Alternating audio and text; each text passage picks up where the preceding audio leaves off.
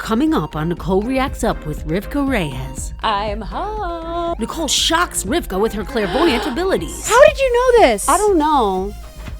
I'm freaking out right now. Are you psychic? Yes. They both have life-changing realizations. I've never relaxed my forehead a single day in my life. Rivkah lets Nicole know what she thinks of her little YouTube channel. You're a piece of shit. You're worthless. What does that mean? Who do I think I am? It's a joke. You idiot. Turns out she was joking. Then she reveals her inner truth. How dare everyone not know how amazing you are? I mean, I can't agree, but I respect it. Exactly. There you go. Yeah. Nicole makes Rivkah face the tough questions. That's so hard. Oh my God. You did a lot of research. You're really testing my fight or flight right now. I know. Hello, everyone, and welcome to Nicole Reacts With. Today, we have a very special guest that I am super excited about. They first broke into the business over 20 years ago in a movie that you might know, School of Rock. They were Katie as the bass player, the adorable little bass player. These days, they have starred in, most recently, Tello Films, A Holiday I Do, along with Lindsay Hicks, and recently has written and starred in their own short film, Giana. Please welcome with me, Rivkah Reyes. Woo. Thank you so much for having me. Thank you so much for coming. It is a shitty day, but she made it. Or they made it. It's she, they. It's fine. Okay, perfect. I literally don't care. Okay. I just want to respect I appreciate your pronouns. I really appreciate it. No, yeah, I've had like a battle with gender internally and with pronouns, and yeah, I've definitely had periods in my life where I'm like staunchly they them, staunchly she they, staunchly they she. I had a they she he phase, and I just was like, I just don't care as long as people talk about me and like me. As long as they're saying my name. As long as they're talking about me. You had a great 2023. I did. You got engaged. I did. Congratulations. You zoom in on the ring? No, I'm just kidding. Which one is it? Which one is it? It's this is my Aura ring. This is my Fitbit that tells me how bad my sleep is. But then this is the engagement ring. That is beautiful. Yeah. I actually proposed first. What do you mean first? Yeah, well, you both proposed? Yeah, I proposed first because I'm butch. Just kidding. But no, I did. I proposed to her first. I had the ring for a couple months before I, found the moment. But we were in Palm Springs for a film festival, and it was just like a beautiful day, and we just had such a good day that I was just like, this feels like the moment. And I did it. I proposed to her. I put the ring on her jewel and handed it to her.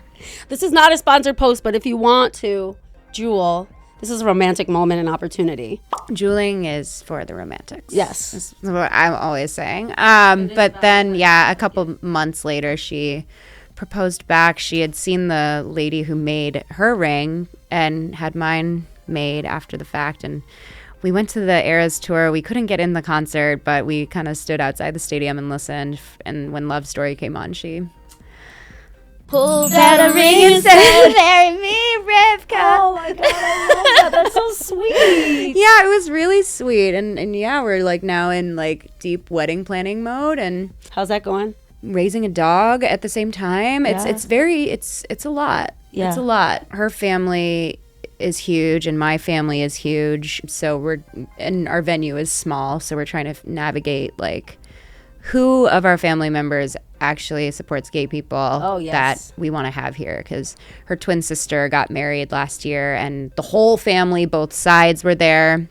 but yeah, this one is going to be a little more intimate. I think like immediate family, a couple gay cousins, and then our friends, and I'm really excited about it. Well, I'm happy for you. Congrats. Thank you. It'll be next year, right? Or It'll this be year? in September. Oh, it's very, very, very close. Very close. Yeah. Well, good luck.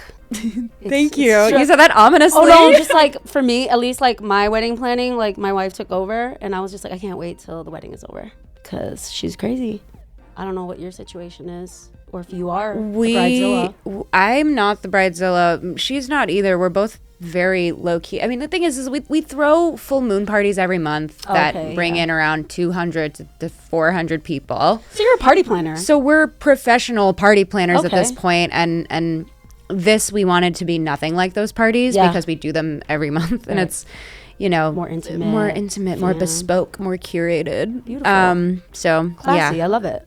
Yeah. Well, my 13-year-old self is herself right now. I could smell it because I saw School of Rock in the theater. Okay. With, at the time, my boyfriend, my only boyfriend I had. But since then, it's been like over 20 years. 20, yeah. It's like me and my sister's comfort movie. We watch it all the time, quote it, sing all the songs. You know what I'm talking about. Oh yeah. I'm sure people quote it at you all the time. Yeah. Is that annoying? Do you love it? It annoys me when they get the quote wrong. Which quote do they get wrong? Do you know? Chilo, it's a bass. It's actually Chilo, you got a bass. So get your shit together, America. I love Chilo. Chilo. Yeah. I mean, it never gets annoying. It used to. There was a period of time where it was a lot. Like high school and college, I looked a lot like I did when I was in the movie, and so I would get recognized a lot. And plus, you know, I lived in Chicago. It's a smaller town. People like kind of generally knew that the girl from School of Rock who played bass lived in Chicago, so it was almost like a rite of passage to run into me. Right. And you know, in high school it was like really annoying, but now when it happens it's so funny because I'm like, how did you I don't feel like I look that similar to when I did when I was 10, but I guess some people just can really see that stuff.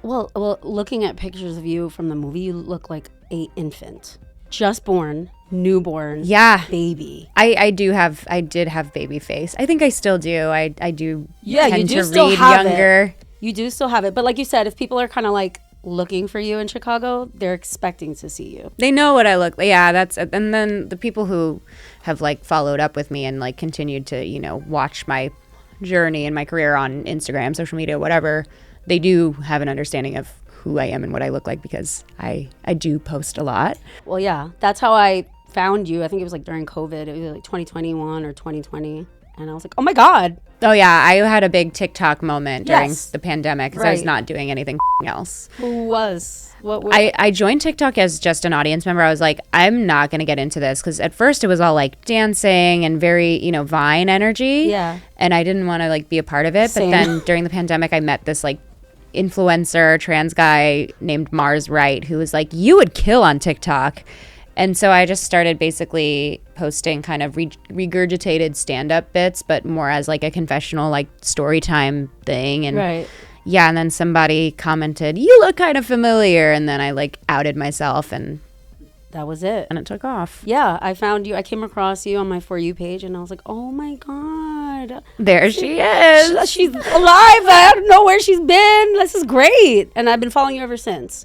And Thank you. know, obviously, I've been aware of you for a long time, but you were like the quietest one in that whole film. Mm-hmm. You had like a few lines, right? I had a couple, but you know, that is like a basest stereotype that they're like the cool, kind of quiet, chill Mysterious. one. But I am very not chill or mysterious. I do like lay a lot of my cards on the table. Yes. I don't have a good poker face. That's fine.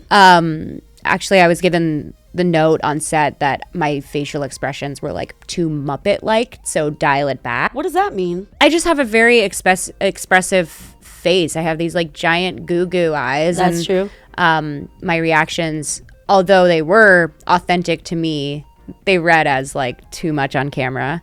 So it was like pretty wild to be told like, you know, dial back your facial expression, relax your forehead. I was like, I've never relaxed my forehead a single day in my life. Oh, okay. But I take that with me. It lives in there. Well, you do facial yoga now, right? yeah. It keeps my skin really taut. Yeah, I love that line. Well, on that subject, Yeah. Giana, how did that come about? How did you Giana? where was this like idea of this is your first film that you wrote? Yeah, this is the first project I had written stuff before, but this was the first thing that I saw like passion in and was like, I want to make this. I actually want to like get the funds together to make this happen because it is an idea that I've thought about for my whole life. Mm-hmm. I don't know if anyone can relate, but I do feel like I live with this kind of demon in my brain that like gives me terrible ideas. Yeah, my demon is with me at all times. Yeah. At all times. And it got really, really bad around when I was like fresh out of college. And it's that voice that simultaneously tells you like, you're a piece of shit, you're worthless, whatever. But also says, how dare everyone not know how amazing you are? And it's this like push and pull of like, you're a baddie, so like, why are you still single, you idiot? You know, and it got to a point where I had to like use drugs or alcohol or whatever to like numb out that voice. And then I got sober, so it like removed the drugs and the voice came back with a vengeance. Right. And so now it's like a daily struggle of like, how do I keep her at bay, or how do I keep her out of that fight or flight monologue, you know? Right. And part of the kind of therapeutic, like cathartic healing of that inner demon voice was to write a movie about her and you know, make her really hot in the movie and just... She chokes you out a little bit. Oh, yeah. Like, Dreamy. It was dreamy. And yeah, that is kind of how Giana came to be. It was like a, you know, newly found sobriety dream project. And I think, and the reception has been that a lot of people relate to it. I've had like people who are therapists ask me if they can have a screener to show their patients, which I'm like, that's cool. And I just like the stuff I like to write and work on. I like to be involved in projects that help somebody in some way. Yeah. You know, a little bit of a hot mess with a message, you know? Well, it spoke to me because I suffer a lot from depression, anxiety, ideations. And so I understood immediately who Giana was. I knew nothing about the film before I started watching, but like immediately I was like, oh, I know her. But it sounded like your inner saboteur does say some nice things to you. Mine does not. Yeah. Mine does not say one nice thing, but I have figured out the solution, at least so far, has been Prozac. Prozac has been a wonderful way to get her to shut the up. I've never tried it. It's not for everybody. That's what I've read. Yeah. I was on some medications for depression, anxiety, ADHD. And now I've kind of weaned off of it because my kind of spiritual remedies and my creative routines and other forms of therapy that I do keep me out of the cycle. It's all just about, for me, like reprogramming my thoughts and staying out of that fear scarcity mindset and staying in the, you know, not love and light necessarily, but like reality. Because a lot of the things that my Giana inner saboteur voice says to me is coming from a place of fear, fight or flight, from past trauma, and I know better now. Yeah. With 6+ years of sobriety and recovery, that chatter is just the ego. It's just the trauma body, and I'm able to just be like, hey, it's okay. Like, meditate. Or have you ever read or listened to that book, The Body Keeps the Score? Yeah, I've read parts of it. I love the theory of it. I've read parts of it too, not the whole thing, but basically, I cannot focus on a whole book. Same. That's why I have to listen. I'm an audiobook girly, but that book is not. I don't think it's like a good audiobook. You know. Well, it depends on who's reading it, right? Yeah. But the whole theory is that a lot of your trauma is kept in your body, which I could completely believe, and that you fall into like muscle memory patterns, and that can even be like how you speak to yourself. Yeah. Even myself, I love self-deprecation. Me too. But I realize that even though I'm joking, the words have meaning, and eventually you start to like... Our brains are too stupid to realize that it's a joke. You know what I mean? Right. Like, as humans, our words really do carry a lot of meaning, whether they're a joke or not, which is why now, like, being sober, it's hard for me to go to that place of self-deprecation in comedy, and part of that is because I don't believe it anymore. I actually do know that I am a baddie and that I am worthy of love and joy and success and all these things. And the second that I slip into the other narrative that I'm not, I know it's just that tricky little thing of my brain just forgetting.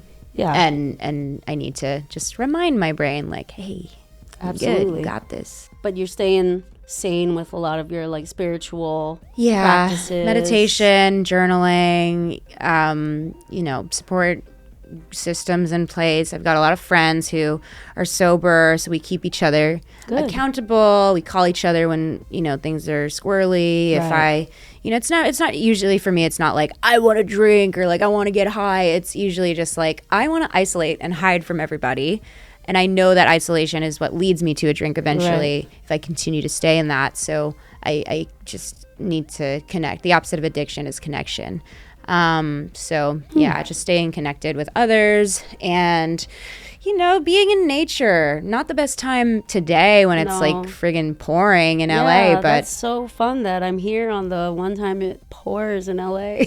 You got some good days of sunshine though, yeah? Not really. It's been cloudy. Yesterday we got a little sun. We happened to like just visit Venice Beach, and it was like warm for a minute. It was nice, but I'm just happy to be here anyway, and I'm happy that we got to connect. It's a nice change of scenery. I love traveling. I love New York, but I love to get out, just go anywhere that's different. Yeah. New York, I mean, for me is another thing where it's like a spiritual place, because my whole dad's side of the family is from New York. My dad is a like 5th or 6th generation New Yorker. Yeah. So when I'm there, I'm like, I'm home, And I have like spiritual experiences with food, with music, with books, with audiobooks. Listening. Yeah, walks. I'd love to go on a morning walk. Especially now that I have a puppy, like that's a good excuse. It's compulsory. It literally, I'm gonna tell you, animals will make you, they will force you to live. Like, so like when you said those days where you just want to isolate, it's too bad. Like your dog has to take a shit. Yeah. They want to go outside. She's getting spayed on Wednesday. She's gonna be a little cone girl for 2 weeks. The cone of shame. The cone of shame. We were just talking about spirituality, and I know you are a Leo. Mm-hmm. What's the follow up to that? Leo rising. Oh, so I'm a Leo sun, a Scorpio rising, and an Aries moon. What about you? So I don't know much about, so you're gonna have to tell me, but I did look up mine. I am a Sagittarius sun, Leo rising. And the only thing I really found out about that, you're going to love this. I share this distinction with a few notable people. Jake Gyllenhaal, Tina Turner. Love. And my favorite, Ted Bundy. Slay. So I don't know what to do with that information. What should I take from that? Sagittarius are my favorite people. Okay, great. The travel thing makes sense. And then you have a Leo rising. Yeah. So you're double fire like me. And that just means that you're... Depending on what your moon is, you're a quick thinker, a quick talker, a quick actor. Everything is very, because the fire element is the fastest paced. In all of those things, thoughts, actions, etc. If you're a Leo rising, and you're a Sagittarius sun, that would place your sun in your, let's do math. Not me. I'm doing it. Thank God. Libra.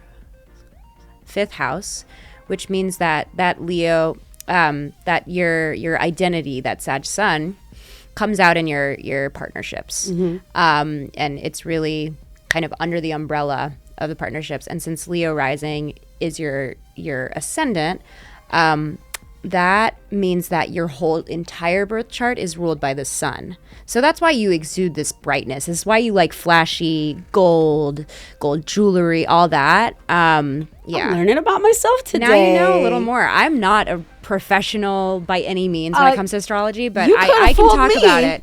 I can talk about it for days. I literally only knew that I was Sagittarius. I knew nothing else. I was like, I had to Google that is a very Sagittarian thing. Yeah. Every Sagittarius I know, for the most part, unless they're like Gen Z queer, is like, I don't know what it means. It's usually like Sagittariuses and Capricorns that are a little more skeptic of astrology. Yeah. And being like, well, I don't know if I really relate to all that, but it's usually like takes a little going deeper into the chart, not just knowing like Yeah, what like the once sign you that start going correlates with your deep, like you birthday. just were with all your mathematic equations, I was like, oh, like the fire, like acting quickly. I have, fight or flight. I have fight, And that's it. but in like really like irrational. Like I was once in a house where a man broke in and I started chasing him. Who do I think I am? What was I gonna do if I caught him? He was a complete stranger. I don't know if he had a weapon or anything. He got away. Yeah. What was I doing? Being a fire sign. That was stupid. I'm a hothead too. My moon being in Aries means that like my emotions. Did you ever see Hercules, the animated Disney I was movie? singing the song this morning. Oh, bless my soul, Herc was on a roll. So Hades. Yes. When he gets angry, it's usually in a quick, like his hair sets on fire and then he's like, I'm cool. That's me. That's me when I have any emotion. It's very quick because Aries is the first sign in the entire wheel, and they're kind of like the baby of the astrology of the zodiac. And so my emotions are very like I become like an evil temper tantrum throwing brat for like all of maybe 5 minutes, and then I'm like, oh right, I'm good. But sometimes that feels good. It feels nice. I like a tiny little temper tantrum. I'll like ask my fiance for like permission to like and moan for 30 seconds, and I'll do like a quick rant, or like even just like sit there and whine and like be like a full infant and be like Yeah, because sometimes I'm not looking for a solution. Like I just want to I want to vent. I want to express myself. It's like crying or like pooping or like letting out a fart. Like there's something very primal. Needs to come out. I don't want a solution. Like don't give me any like problem solving tips. I'm not trying to solve a problem. I just want to just. And I love that about like that's something I've learned in recovery for sure, is like when you get sober and you start to connect with other sober people, you start, taking their phone numbers and whatever and making yourself available. Or at least I make myself available for like, hey, if you ever need to call somebody, if you ever feel like you're going to act out or drink or use or whatever, just give me a call and don't do it. Don't drink, don't use, just call me and we can talk about it. Yeah. And the question that I have learned to ask is, oh, were you looking for feedback or did you just want somebody to listen? Right. And 9 times out of 10, they'll say, no, feedback would be great. But the one person that just wants to vent, I'm like, then yeah, I'm setting a timer for 3 minutes. Go absolutely off. Read her, drag her for filth. Alexa, put a 3-minute timer. Thank you. Yeah, literally that. That's what I need. You mentioned your father is from New York. Larry. Where's your mother from? I know she's Filipino, but like, where did she grow up in the Philippines? She grew up in Chicago. Chicago. Yeah, in the suburbs of Chicago. So, and that's where you grew up, right? Mm-hmm. I grew up in the city of Chicago. My mom grew up in the suburbs. Okay. So you had a Filipino mother And a Jewish dad. father, which I can imagine is like polarizing at times. My mom is Ecuadorian. My dad is like Italian, New Yorker. And like sometimes I feel like you kind of living, when you have parents that are not from the same background, you live like a polarizing life where like you connect with your mom in a different way and your father. Did you feel that way? Yeah, definitely. I mean, my dad is Jewish in that he has psoriasis and stomach issues, but he doesn't celebrate the high holy days. I do. You're Jewisher. I'm more Jewish than my Jewish dad. Okay. And I think it's just because I relate so much on a deep level to Judaism. Not to be confused with Zionism. That I was not raised. I was not raised to believe in like Israel being this like holy land that I'm entitled to as a Jew. And I was always raised to believe that, Palestine, should be free. Yeah. Which is amazing because not a lot of Jewish people with like boomer parents can say that. Yeah. But yeah, on my mom's side too, I mean, they moved to Chicago to kind of get away from their culture, which is a bummer. But, they grew up in a very white suburb and assimilated hard. And, I won't say we're like completely whitewashed Filipinos, but I will say that our, Christmas parties would feature like a 12-layer, Mexican casserole dip, which is the whitest thing I've ever heard. So, I grew up in like... What's wrong with that? I mean, it's delicious, but it's still like it's interesting choices. Did your mom like cook Filipino food? Yeah, Like, definitely. There was Filipino food in the house, and there was Tagalog being spoken loosely around us, but my mom didn't grow up speaking it, so I never learned it. I never went to Hebrew school. Okay. Never had a bat mitzvah. So there was not much like Jewish or like Filipino tradition aside from like karaoke and like guilt.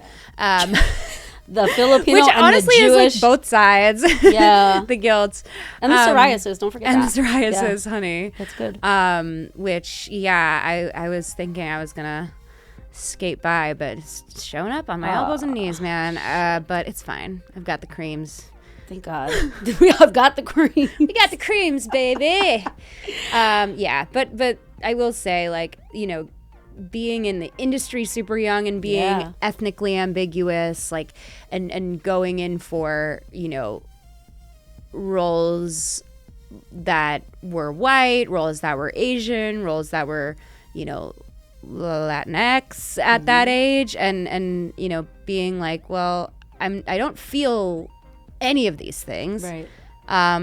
And just being this big, like, mixed race question mark. The last couple of years has been, like, a nice journey for me, like, getting more invested in Judaism and Jewish mystical rituals. Jewish mystical rituals. Say it 3 times. I won't. Okay, great. I would mess it up.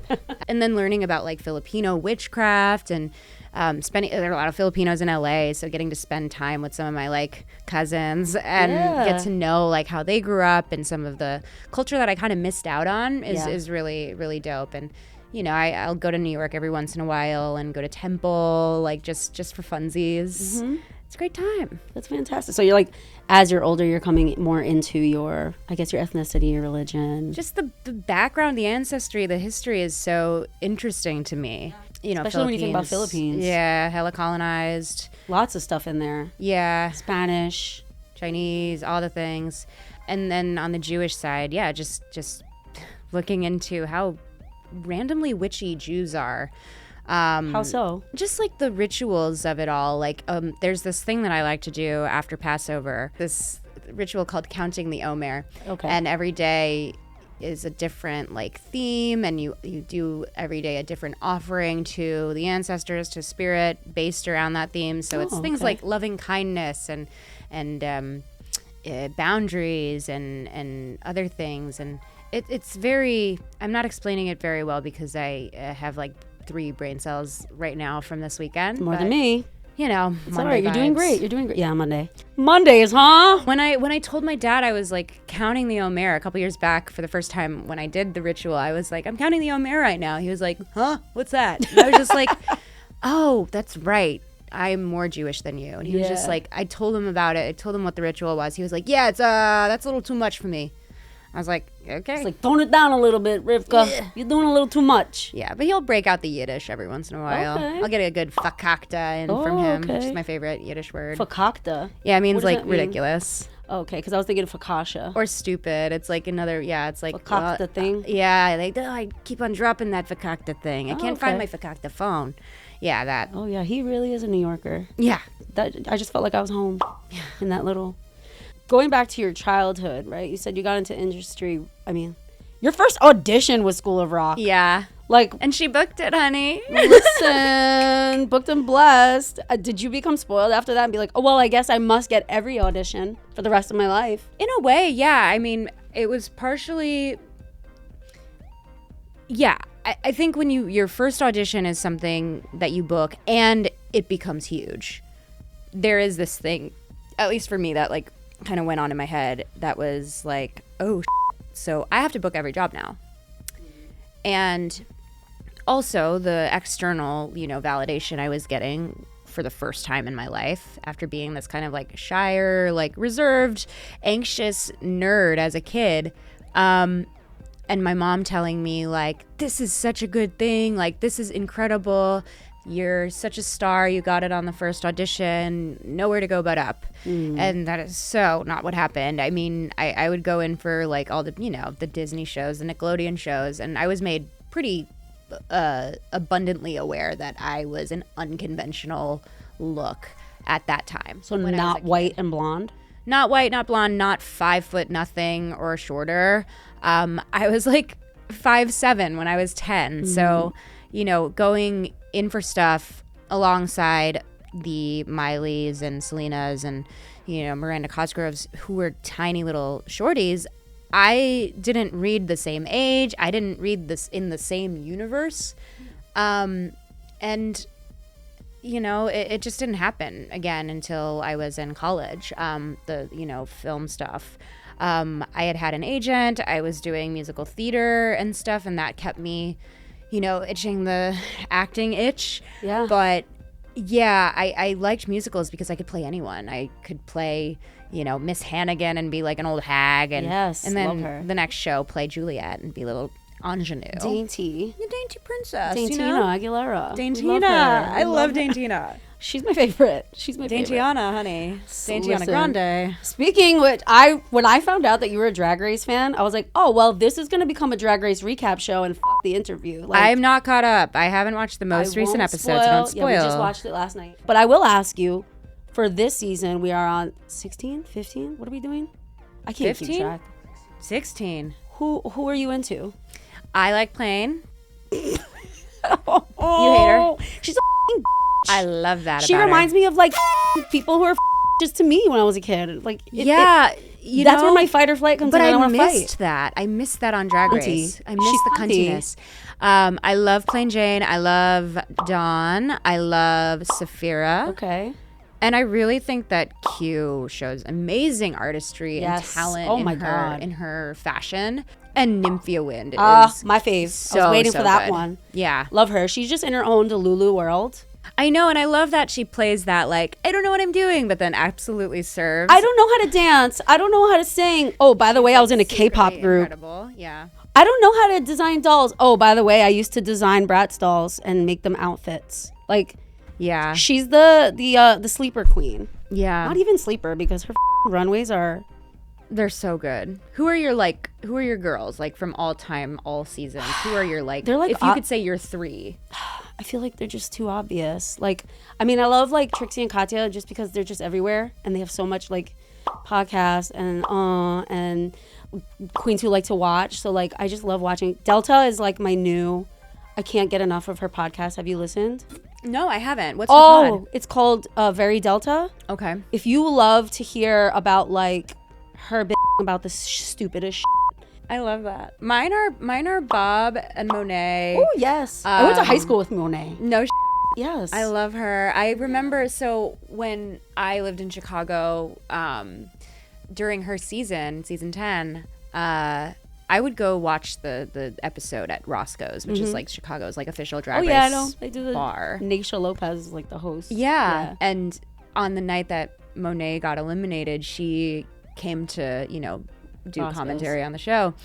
And after her elimination, she threw all these little mini sponges into the audience, and I caught one, and I still have it. I it's literally beautiful. like cherish that sponge. I love that. It was so cute. Jinx is like one of my other favorites. Oh, she's coming back to New York for Chicago for like 20 more performances. Oh, hell yeah. I have to go see her. I didn't get to see her last I time. saw Chicago a couple years ago when Pamela Anderson was playing Roxy, and it was incredible. Wow. She is perfect for that role. Really? And now they have Ariana Madix from Vanderpump playing Roxy. And how's that? Do you know? I don't know. I've Do you seen know some the clips names? on the internet. Roxy is an easy role, and I think I like what they do when they get somebody that is kind of like a noteworthy headline person, because of Scandival, her name is in the papers. Because then when you get in the number Roxy, when she starts the monologue saying, I always thought my name would be in the papers, it's so fucking, like, it is just like an instant gratification thing, like seeing Pamela do that. I was just like, I mean, the audience was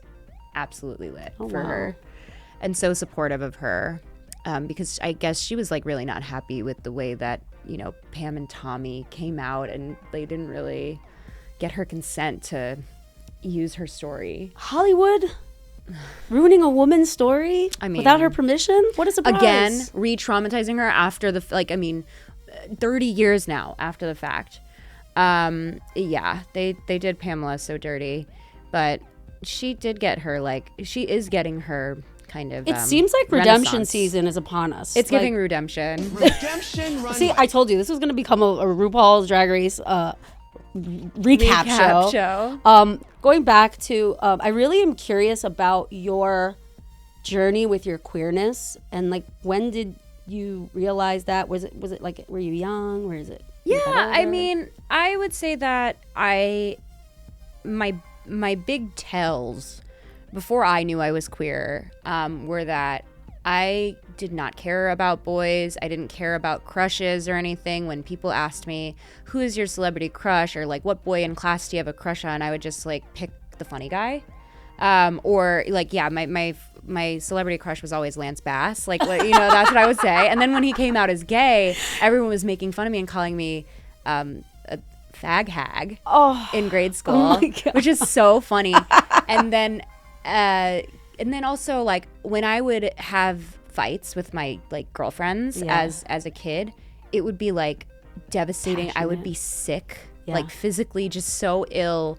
After having like a little argument, I would like give my friends gifts to like get them to forgive me. I would like make jewelry for like my girlfriends when I was a kid, and like, I'm sorry, Elena, like, so you were like, I guess, like in love, but you didn't know. Yeah, there was just like a passion there. Like more passion there, and I always felt like more of a connection to girls growing up.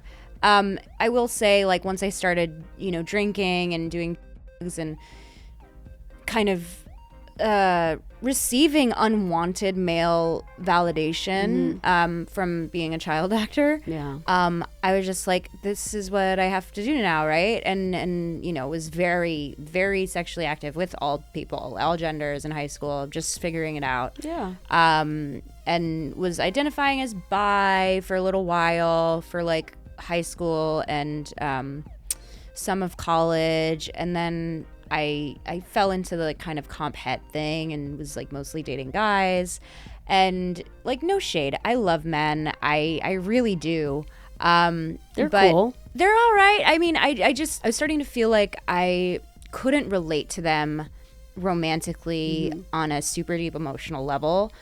There are exceptions to that, of course, but like, for the most part, I just was not getting anything out of it, like intellectually. Right. I don't find most men to be like very intellectually stimulating for me, or emotionally. And then the pandemic hit. I went through a breakup with a guy, and when I was kind of in my post-breakup celibacy period that I have learned is good to do for myself. I was just like, I think I'm kind of done pursuing men. And I still to this day ebb and flow with how I identify. I think, the reason at the beginning with the gender thing that I am fine being referred to as a she is because politically I am. Politically I am a woman, and politically I am a lesbian. But then again, I find everyone attractive. I think there's beauty and charm in pretty much everyone I meet for about 5 minutes until usually we have a conversation. They open their mouth. I go, oh, right. Never mind. But I'm very thankful that I grew up in Chicago with a very liberal family. My dad loves drag queens. My dad's good friends with Detox. Okay. His Detox's sister is one of my dad's lawyers. So oh, wow. Okay. Random. But she was on the All Stars Makeover episode, if you can remember. Heather. It's my dad's lawyer. But yeah, I just grew up around drag. I grew up around a lot of gay people, and I grew up in Boys Town, which is like the gayborhood in Chicago. So it makes a total sense that I became gay, that I was born gay, I guess, or queer or pan or whatever, however I choose to. Well, I assume your environment helped you find that quicker than, let's say, middle of nowhere Kansas. I mean, my high school had a gay straight alliance. That's good. Was kind of like a floater in high school too. I was very social. I was in a band, so I hung out with all the basement punk kids, but then I also was in like show choir, so I hang out with all the musical theater queers, and I just had a very queer upbringing. I think if you put your kid in musical theater, you are liable for financial compensation. You're legally responsible for their homosexuality. You're entitled to financial compensation, and you are responsible for their becoming queer. Gay, yeah. But yeah, I mean, I came out in high school, and I've been out since high school. Everybody that's ever dated me has known that like there is like an attraction for all people of all genders that comes with dating me, and you know, jealousy is a huge red flag and turn off for me if somebody that I've ever dated has been like jealous. Like when I was filming A Picture Perfect Holiday, I was dating somebody who was queer, but they were so jealous of my friendship with my co-star, who was playing my girlfriend in the film, that they broke up with me. And I was just like, well, over your role? Over the fact that I had to like kiss somebody else, play somebody else's Paula? girlfriend. In this movie.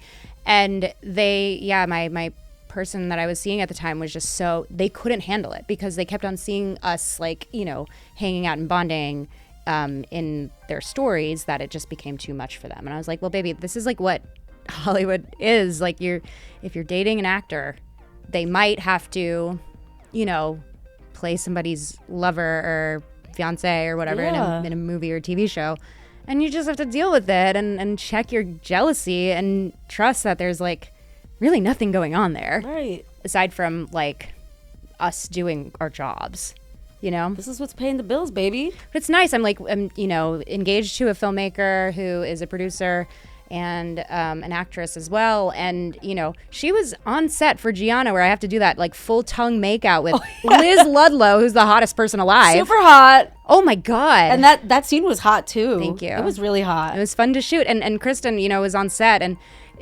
during like a cut, she like, you know, yelled from out in the wings, like, you know, you having fun? And I was just like, yeah.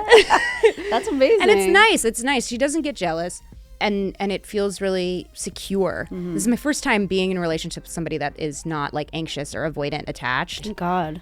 She is very secure in our relationship and us, which is good. It balances me out and kind of has nudged me more and more into a secure attachment, where I used to kind of skew on the avoidant side, where I used to like kind of, tango between, I guess, anxious attachment. If I really liked somebody, I was just like... And then if somebody was like nice to me, I kind of was like, I don't trust you. But yeah, it's nice to like be with somebody that I like. I was like joking with my band the other day. I was like, yeah, my type is guys that I hate and girls that hate me. But that's more, it's like not true anymore. No, it's really nice to be in a relationship with somebody that I like as much as they like me. That's so important. And also like how it sounds like she's very confident in herself and her relationship with you and your upcoming marriage, and you know, knowing that kissing other girls might be part of the job, and or boys, or anybody in between, and that's okay. That's super important. It is, and that I think just comes with years of experience. I mean, she's never been with a man, and she doesn't feel threatened by the fact that I have, you know, which is a common thing, I think, in the lesbian community, where like, you know, and I experienced this too, like when I was in my like dating straight girls era or dating like bi girls era, where I had this kind of internalized biphobia of like, she's gonna leave me for a man, I'm not man enough for her, that kind of gender thing too. But it's like, dude, like just let people like love who they want to love. Yeah. You know, straight people, I see you, I understand. It's not for me, but I get it.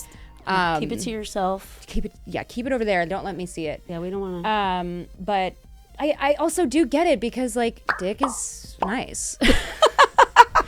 I mean, when it's attached to the right person, or if it's like a not analog. I see what you're. Took me a minute. You know, the Mondays took me a second. Yeah. I mean, I can't agree, but I respect it. Exactly. That's why queerness is a spectrum. Look at that. And I think it's ebbs and flows with a lot of people. Like just like gender, like sexuality, it ebbs and flows as you grow and you learn things, and you're like, oh, I didn't know I was into that. And it's always transmuting, transforming, transmogrifying. Okay. Webster Scrabble check. We'll see. I don't know.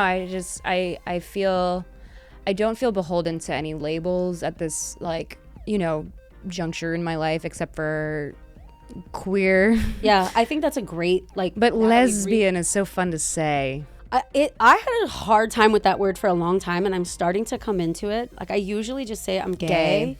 Because lesbian, I don't know, it sounds like there's such a negative connotation with it. That's why. It's strong. Yeah. It's like almost like, I don't know. But I want to reclaim that word into something that's like queer. Like, people are reclaiming that as like an all-encompassing, like, I'm just not straight. I don't know what I am, but lesbian. I need to. That's my New Year's resolution. It all goes back to Greece, doesn't it? Greece. Lesbos. Oh, yes. Lesbos. The Isle of Lesbos. I gotta visit. Where our ancestors are from. All of them. Both of us And your being dog fake is Greek. Yeah. Your dog is Greek, right? Do you get mistaken for Greek a lot? I do. All the time. Yeah. People talk to me in Greek, and I'm like, it's Italian and Greek for me. I think I'm spiritually Italian. Oh, good. I think I'm spiritually Greek. Like, in another life, I was Greek, or in my next, I will be. Like, I'm ready to, like, live that life next. Were you big into mythology growing up? I was not. Really? No, I just grew up with Greek. My best friend was Greek growing up. So, like, the food, the culture, the music. Before, we do have a few minutes, but I do want to get to some sillier, lighter questions. Okay. And then we'll do, like, a lightning this or that. Okay. Okay. Does that sound good? I love that. Okay, great. What's your favorite curse word? Ooh. Cuntalina. Cuntisha. Or Contessa. Oh! Bear puss Contessa. Oh, I love that. What is on your sad girl playlist? Like the number one song? Ooh, it's probably something by Lana. Okay. It's Brooklyn Baby or A&W from her most recent album has been on my like constantly replayed. But I would say my biggest like sad girl song of all time is Night Shift by Lucy Dacus. Okay, I don't know. You got to listen to it. It's so good. I love any addition to my sad girl podcast. Like when it's time to cry. Yeah. I Night Shift will do it too. Night Shift. Okay, I'm gonna put. She's that. one of the Boy Genius girls. Oh, okay. Yeah. I got you. I'm gonna do that. All right, let's do a quick round of this or that. Flash. You don't need to explain. Chugging Diet Coke or chugging Pepto-Bismol? I know you're into. so hard. Yeah, I know you're into both. Diet Coke. Okay, great. Dolly Parton or Danny Tanner? Dolly Parton. Beautiful. Chiquitita or The Chain? Chiquitita. Beautiful. I have both. I have tattoos for both. Oh, I know. Oh my God. You did a lot of research. We do our research here at Nicole Reacts Up. Live performance or film? Film. They're both so good. They're both so different. God. It's okay. You're really testing my fight or flight right now. I know. We'll see how it goes. We got a few more. Forgot your name or he licked my butt? He licked my butt. Of course. He licked my butt is the OG. I now have a gender neutral version. I pulled a Taylor Swift and changed the pronoun to you. You licked my butt. So you really feel like you're version. in it with me, you know, in the song. Like that it was you that licked, in fact, my butt. Dad jokes or dad clothes?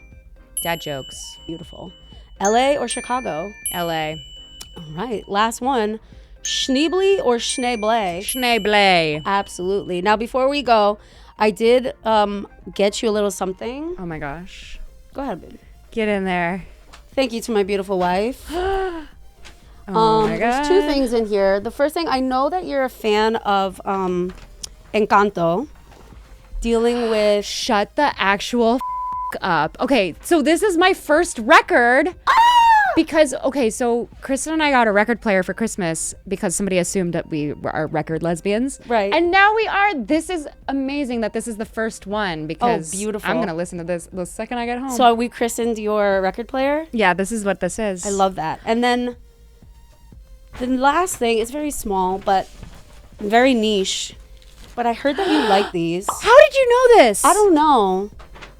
I'm freaking out right now. Are you psychic? Yes. I haven't had these since I was in England with my ex. I heard that you like them. Who did you hear this from? A British friend. No f***ing way. Yeah. That is insane. Is my ex? No. Oh my God. I don't know who your ex is. I just they don't said matter. we do good research here. But this is like the most thoughtful gift I think I've ever received. Oh, I'm glad. That's crazy. I'm glad that you like it. Wow, you are such a Sagittarius. See? Gift giving. Look at me, gift giving, 2 fires. We're out here. Let the people know where they can find you. Oh, baby, you can find me on the internet. It is, the WWs. Heard of it? Instagram.com/Rivkah Reyes, but there's a dot. It's Rivkah.Reyes. And then I'm on Twitter. Sorry, they go by X now. No. I am on there as, I think it's just Rivkah Reyes with no dot. I'm on TikTok as Rivkah.Reyes. I'm on at Rivkah444. And YouTube, Rivkah Reyes 666. hell yeah. Which I we did love an angel number. I loved that. Yeah, zoom in on the. I keep on telling them to zoom in. I can zoom in. Nobody has moved the camera at once. But I'm doing posts. I'm the one doing posts, so I will zoom in. Oh, horny. Look Okay. at that. Here. Can you see it? 444. There we go. 444. And then what else? I'm in a band with Joey Gatos, who was in School of Rock with me. We have basically been playing music together for 21 years. That's amazing. To this day, actually. This is like when School of Rock wrapped around this time. Oh, wow. In 2002, 3. 3? I know it came out in 3, right? Yeah, we filmed from November to February 2002, 2003. But our band is called Never Sorry. We're on Instagram at Never Sorry Band. Go follow them. Go follow us. We're a hot band. I'm the only girl, but we're still a really, really hot band. It's all actors who are also musicians. And our drummer is one of the guys from Riverdale. And then me and Joey are in it. And then the lead singer is named Brando Crawford. And he's, just like a multi-hyphenate. All of us are multi-hyphenate musicians, and it's a good old rockin' time. Yes. Well, Rivkah Reyes, thank you so much. Yeah, We did it. We did it. We reacted. Bye.